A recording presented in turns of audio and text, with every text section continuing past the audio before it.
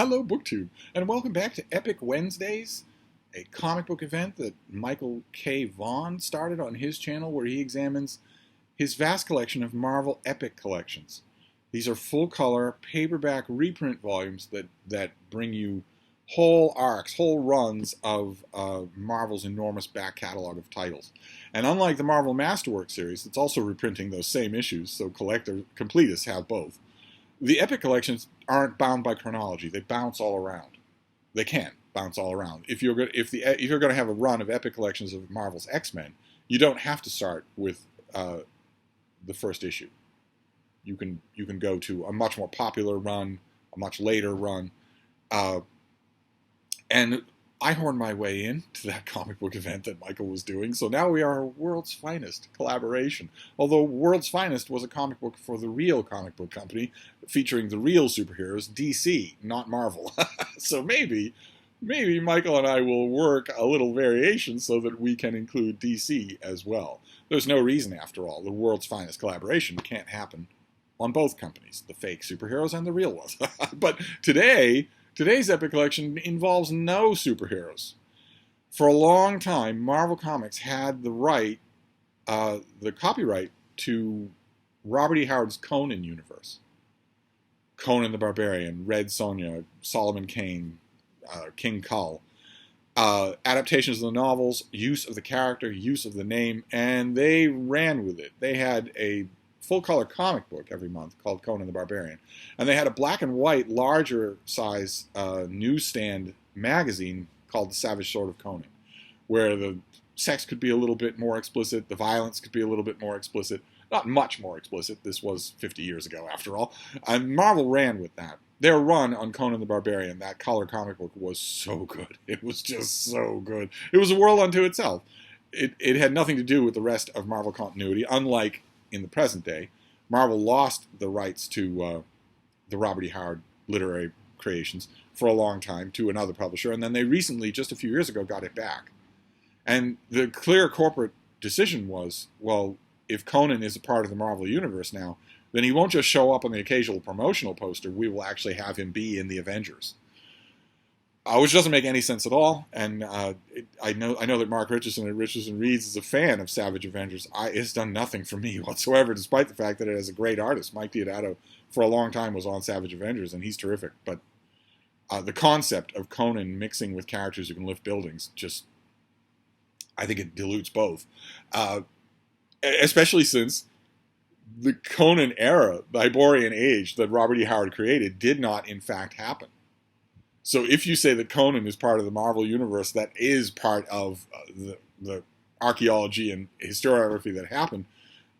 Anyway, for a long time, before the first time Marvel had the Conan rights, for a long time, they just killed it with Conan properties. And that Conan the Barbarian title, every week, I would go to the dry goods store to buy my week's worth of comic books, and Conan was always on the list.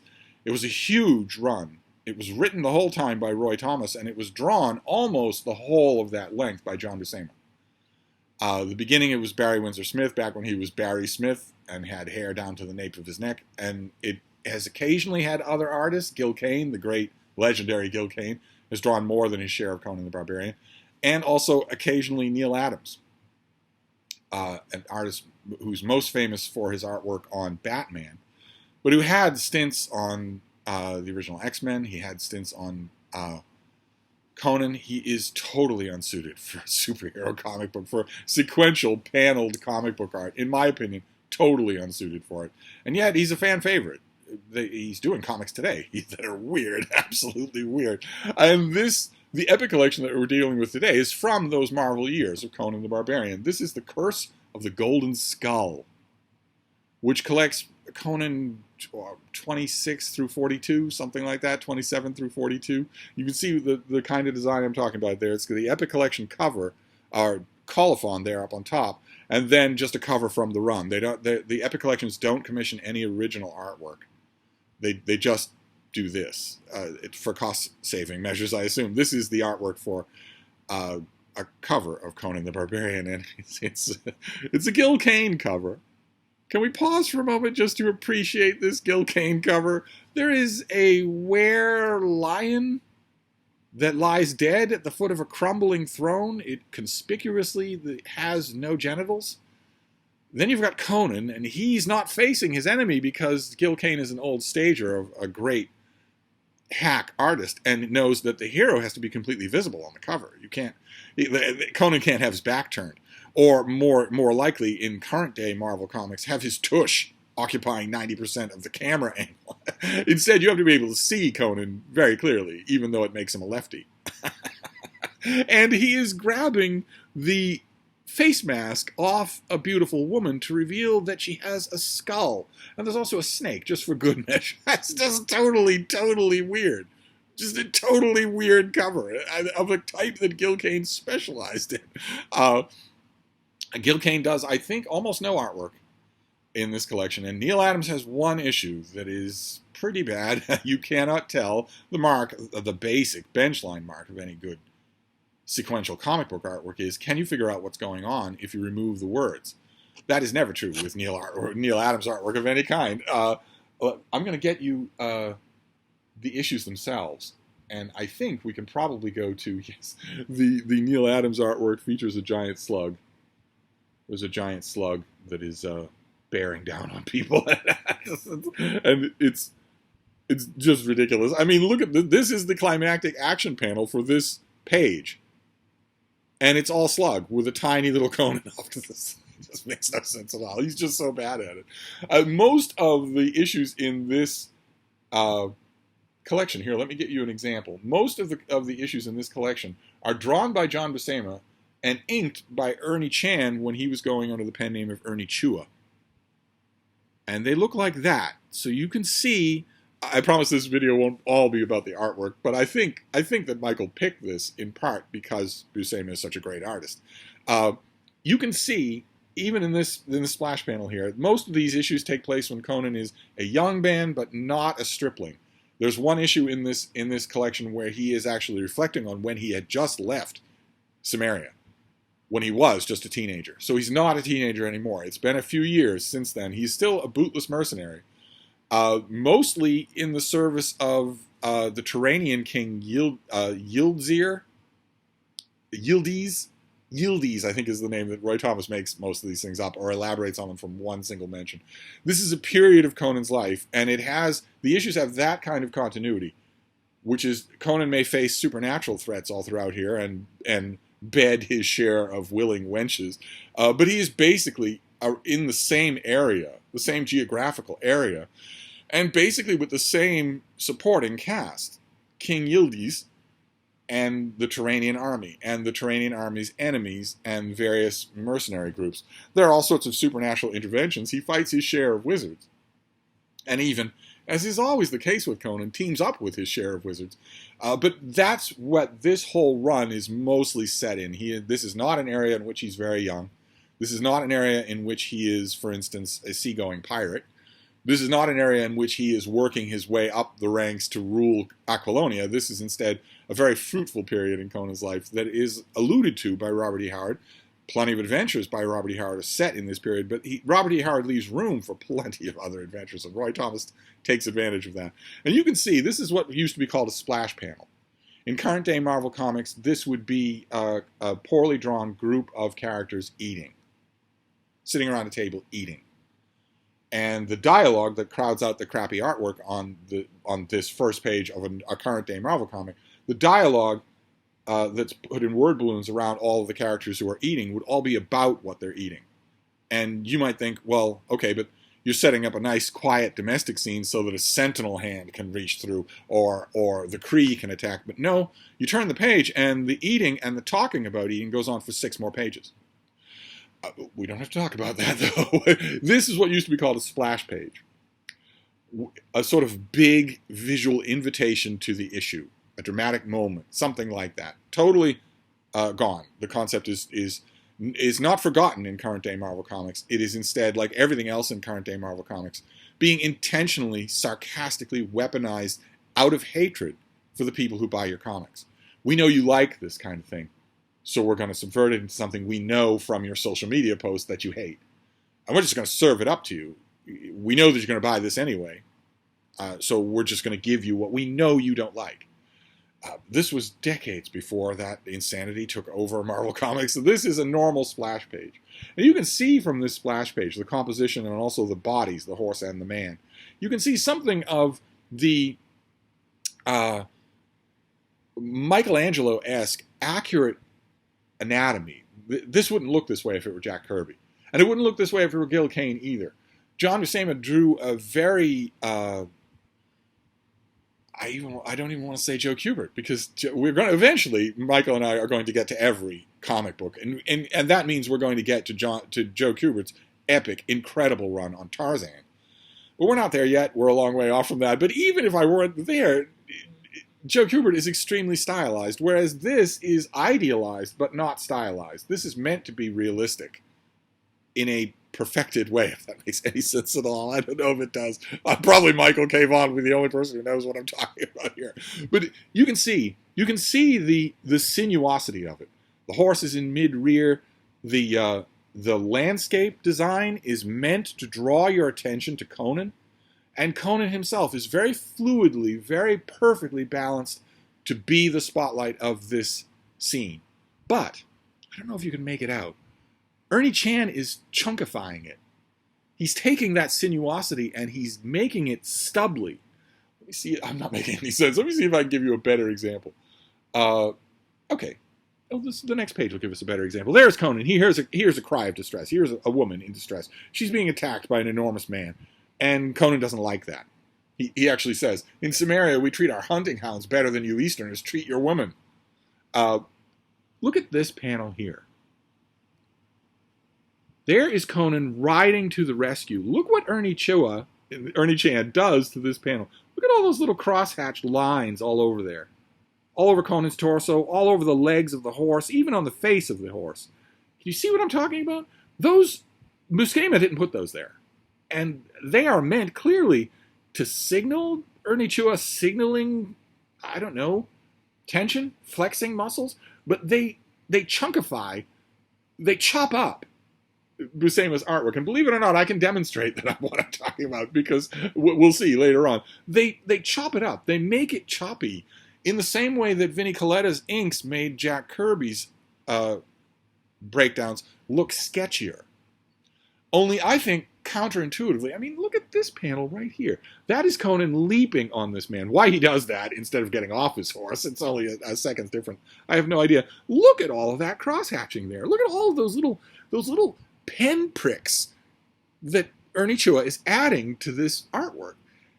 It almost looks like Conan has been bitten by a million ants. It's not. It actually draws your attention away from what's going on. I want to give you another example here. Let me give you an example. I'm not going to bash Ernie Chua all throughout this video, I promise. But this is a classic example. Buscema could do 9 or even 12 panel pages, lots and lots of action crammed into one little panel. I've shown you that on a couple of occasions here. But he also does gigantic spreads too. Very much displaying, I don't want to get too in the weeds here, but his run on Conan very much shows how much he loved Hal Foster's Prince Valiant. Very much, including some actual direct homages. I don't know that any of you are going to know Hal Foster's Prince Valiant. I love it myself, but I'm not sure any of you are going to know what I'm talking about. But, like, for instance, here's a good example. We have little panels of Conan getting to know the hosts of this enormous town. And then look what we get. Look at that. There's not a detail that's missing there. There's a drunk reveler. There's someone, obviously this person is not a warrior, and he's sad about that because he's reduced to pouring wine for people. Just look at all the detail here. Even here, though, it's cross-hatched and chunked up in a way that is no longer opulent. The one word I think that describes Buscema's artwork best is opulent. And it's gone. When Ernie Chua gets his hands on it, it's gone. But it continues. It continues. And he does most of the artwork for the issues that we're dealing with here. There are a couple of panels that I could show you that are, I don't know that I'll be able to find them right away, but some of them are wonderful. And some of them are Roy Thomas's own humor filtered on top of Robert E. Howard. There's one panel, I don't know if I'll be able to find it, there's one panel where, see, this is an absolutely terrific splash panel. There you go. You've got all these people, all these Turanians wondering, who is that? What is that? Is it an Asgardian? Is it a Cimmerian? He's a barbarian of some kind, obviously, but he's a long way from here. He's a long way from home. And look at how beautiful this is. And yet, it seems so picky because of, I mean, look at, if your attention is drawn that way, look at Conan's groin region. Look at all those wrinkles. That's, at one point when Conan is attacking a group of people, I don't know, I'll be able to find the exact moment, he says to them, filth, swine, businessman. That's one of the epithets that he uses, and that is pure Roy Thomas just having a ball making Conan talk to the 1970s. Speaking of the 1970s, we have an ad for the Cleveland Institute of Electronics. Bill's boss is angry with him. Get in here. You were late. Don't let it happen again. And he tells off his boss, saying he's got a career in electronics. The boss says, electronics? You? The most powerful computer that Bill would ever encounter, the most powerful computer in his world, at the time when Cleveland Institute of Electronics made that ad and put it in every comic book under the sun, the most powerful computer in the world was 1,000 times less powerful than the one I'm using to film this video. So Bill made the right choice. But here's another great splash panel. Again, it's Ernie Chua. But it's, look at that. Conan is now part of King Yildiz's army and is just fighting. Look at how Buscema funnels the action towards Conan. Everything is funneled towards Conan in a way that just draws the eye. There he is hacking at his foes on a precipice. You can see the battle taking place in the background. He's just one man up there. But again, look at all that picking and pecking. The battlefield is swarmed by phantom bats. Just fantastic. You get the horror of this man's face, giving you an idea of the horror of everybody else's face that we don't see. Perfect scale work by John Buscema. And then Conan finds a willing wench. Yes, indeed. I stubbornly want to get to the panel that I'm talking about, where he is yelling at a foe and calls him a businessman. Here's the episode where the bulk of the issue is Conan remembering an adventure that he had when he was a young boy. Here we get more and more. The breakdowns here are so beautiful. But yes, there we go. I found it. Liar, thief, businessman. That is not in much of Robert E. Howard, but that way of making Conan an everyman hero really, really works. That Conan has no use for civilization, which means he has no use for all the rotten parts of civilization either. I really like that. And we keep going. We get the ill-advised Neil Adams artwork, but then we get to issue number 38. And I wonder if you're going to notice the difference. Here's the splash panel for issue number 38. There's Conan. He is a barbarian, but he is being wined and dined by friends in the city. He's glaring at a dancing girl there. Do you notice something missing there? You can tell right away that is not inked by Ernie Chan. Look, Ernie Chan would never have allowed all that bare space to be empty. He would have added those little quill picks of his. Look at Conan's forearm and his leg are empty. And I think it very much accentuates Buscema's artwork. It's what his artwork is ideally meant to be. It's meant to be opulent, smooth, flowing, Michelangelo-esque. And the reason why the inking job on this issue so perfectly accentuates John Buscema's artwork is because he inked it himself. And when he does, you get great results like this, including great action scenes. A fop at this guy's court accosts Conan. Conan says, I don't know you. I have no idea who you are. The guy pulls a knife on him. Conan says, you're not worth the trouble. Picks him up by one hand and throws him this distance. While sitting. Throws him that distance. Awesome. Just incredible. And no need for Buscema to really accentuate things. He can let the panel work. talk for him. That is the distance. That's good enough. That's impressive enough right there. We get a number of issues where he inks himself. This is a fantastic issue here. Let me get you the cover. The cover is a Gil Kane cover, but it works really well. The Warrior and the Werewoman, where you see that Conan is facing not only a werewolf, but a werewoman of some kind or other. It's great because, again, the action points you straight towards Conan, and the second peril is in the background. So your eye will wander to find it eventually, and of course the peril is set against a full moon. All of those construction details are meant to draw your attention away from the fact that the thing that is dead center of the cover is Conan's little barbarian, trying its best to peek out at you. You want to draw your attention. Even Gil Kane can make a mistake now and again. This is a terrific issue. Conan is involved in the city, but he deals with a sorcerer who gives him a watchword against a were-being. Conan is able to fight these were-beings in crypt-haunted ruins. The dialogue is just the perfect blend of Roy Thomas and Robert E. Howard. Conan is stabbing this were creature, and the were creature's wife is forbidden by the enchanted word that he learned from a wizard from attacking Conan directly. She's stuck outside the house while her beloved is being stabbed over and over again.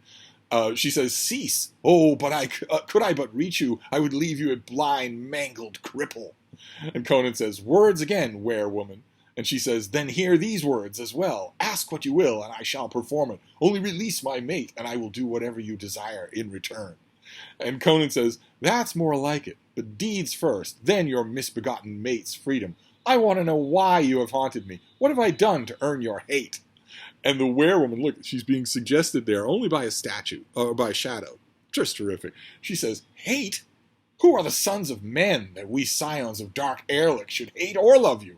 Rather, some sun-basking mortal has made a pact with one who dwells in the nighted netherworld, and once unleashed, we strike at any who bestride our path."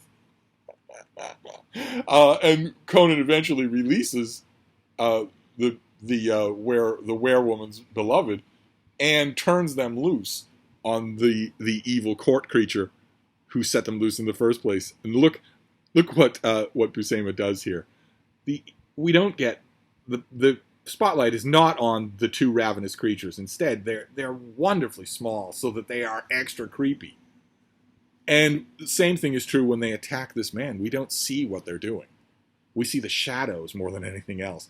And we also get the classic Conan detail, which is that it overjoys him. It overjoys him. The guy who caused all this annoyance was ripped to shreds in a moon-haunted ruin. That is classic Conan, and Roy Thomas never forgets that. Oh, God. Frida's yoga. You can't live without Frida's yoga. Oh, baby. You want to get down? Huh? Do you want to get down, baby girl? There you go. But I want to show you one last thing before we stop here, because I could go on forever about these issues. I'm so glad that Michael picked them. The Dragon from the Inland Sea is also inked by John Buscema. There's Conan being accosted by thieves in a mountain pass. Never a good idea for thieves in a mountain pass to do that. And he encounters a town that is bedeviled by a sea monster. And it turns out that the sea monster is a giant crocodile. Not Buscema's best panel. But it gives rise to a panel that is the homage I was talking about. This one right here.